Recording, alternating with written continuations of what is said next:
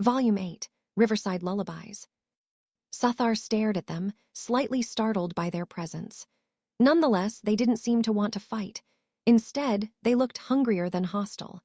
It was easy to tell based on the drool falling out of their mouths, caused by the bird they were cooking. Suthar couldn't sleep, not because of the sounds of other people, but because an unknown feeling swelled inside him. Everyone was already asleep.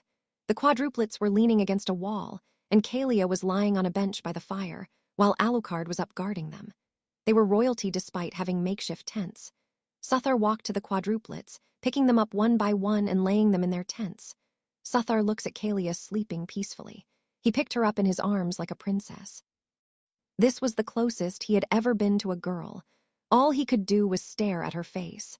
And for the first time since waking up in this world of rotted faith, he smiled. He gently carried her to the softest patch of moss near the fire and laid her down. Glow of the fire dimmed in rest. Suthar sat beside her, not daring to breathe too loudly. The stars above them were dying things, dim and cracked like broken mirrors. Yet tonight, even they seemed to shine with less hate and more hope. He reached into his pocket and pulled out a tiny charm Kaelia had made with a loop of vine and metal shaped like a twisted flower.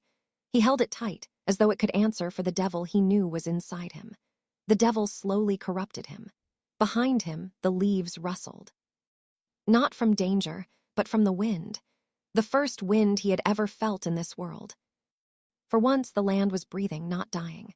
A sudden warmth touched Suthar's cheek, making him instinctively flinch. It was Kaelia, still half asleep. She was resting her head on his shoulders.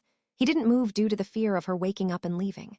He sat like that for what could have been minutes or hours, watching the embers flicker in her hair and the wind comb through the trees like a forgotten lullaby. The world, for once, was not trying to kill him. It was simply existing. And so was he. This calmness allows him to sleep. Suthar awoke to light, not searing, not blinding, just soft morning gold bleeding through the broken trees.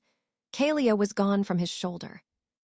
He found her crouched near the riverbank, humming as she shaped tiny glyphs into the water's surface, matching the ones on his arms. Meanwhile, the quadruplets were playing with sticks. "You sleep like dead things do," she said softly, teasing but warm. "I am a dead thing," Suthar replied.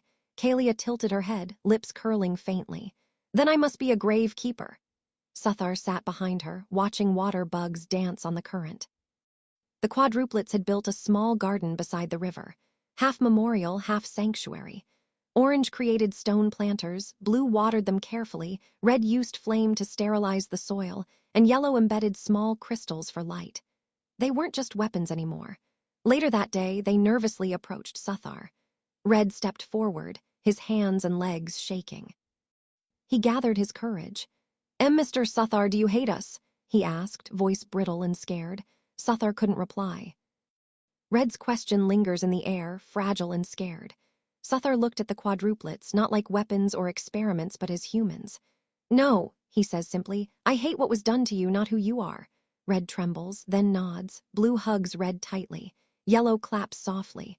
Orange tries to hide his smile by pretending to check the soil. "Let me ask a question. What do you want?"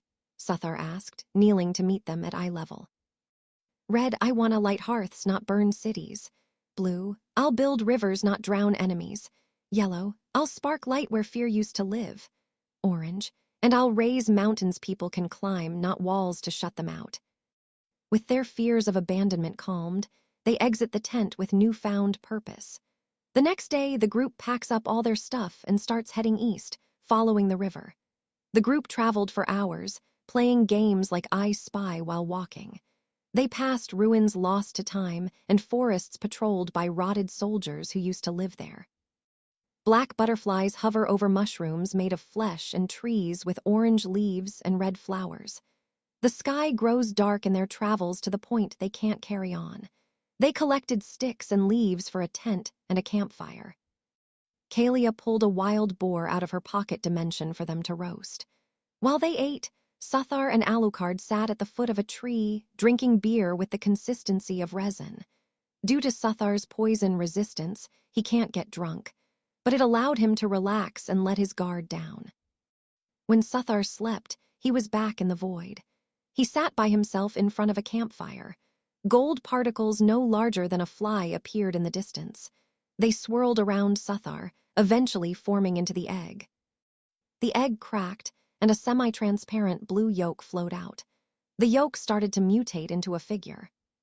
She wore a mage's hat and robes laced with gold butterflies and sat on her knees next to the fire.